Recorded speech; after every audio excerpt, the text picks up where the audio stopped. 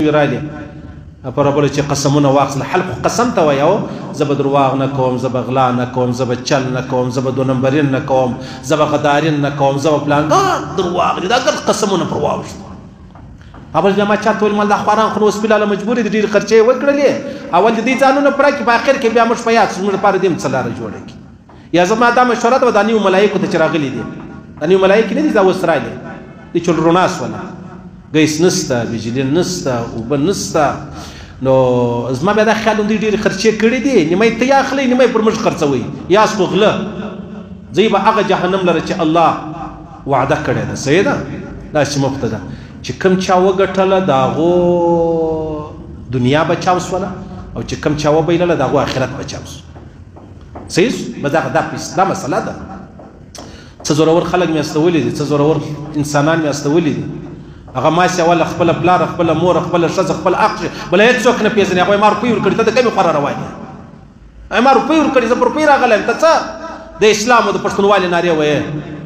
د اول سره اول قدم مې په دروغو کښې شوی دویم قدم ته خالي ګورئ دې خلکو موږ تباه کړلو کوم روډ مې جوړ دی کوم اسپتال مې جوړ دی ورسه اسپتال ورسئ دا د هزارګان اسپتال را ورسه کومه ګولۍ غواړي هغه تا ته میلاویږي سرکاري چې کومې میلاویږي زموږ هغې لره ورسه علایده یې مشینان خراب کړي دي و بیا پرایویټ باندې خلک اکسرې و ټیسټونه چې دي هغه علایده یې خراب کړي دي ورته نږدې به نظیر اسپتال ورسه پته به درته ولګېږي هزارګان دي نو پلانۍ ده نو شیګان دي ته څه د شیګانو خبرې کوې وراسه به ورته سره وګورو د سنیانو ژوند به هم در ښکاره کړم د شیګانو به هم در ښکاره کړم سنیان جنتیان بولې شیګان دوزخیان بولې خو راځه په دنیا کې در ښکاره کړم په درواغه مې سر راخستې ده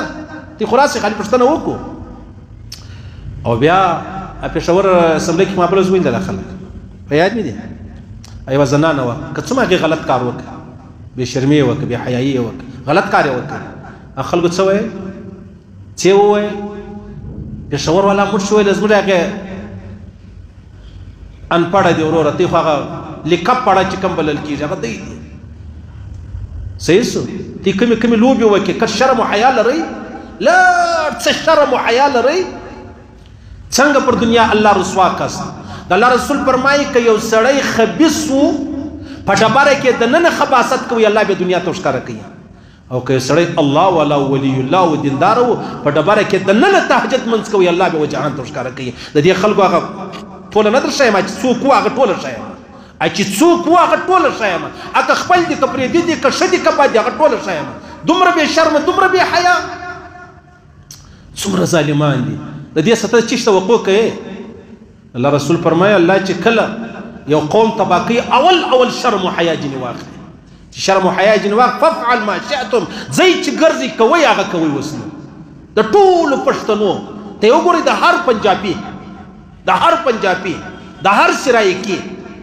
ټویټونه ته یې خالي وګورئ چې هغه وایي څه موږ ول پښتانه او دومره برملا او دومره بې شرمه او دومره بې حیا باچا خان دې ته یې ووایي باچا خان خو دې ته یې ووایي هغه خان شهید خو دې ته یې ووایي څنګه مې د مرګه بعد رنګونه ورباد کړلو ویې ګورې هغوی پښتانه دونه ذلیله دونه سپي دومره بې غیرته چې په اسمبلۍ کې ولاړ بولیانې لګېږي یوه شپه دوې شپې په دونه ته بیا ورسره زغلي الی وزیر راغلی دی وزیر نه دی جهنمي راغلی دی جهنمي ستاسو به زه د عزت توقع کوم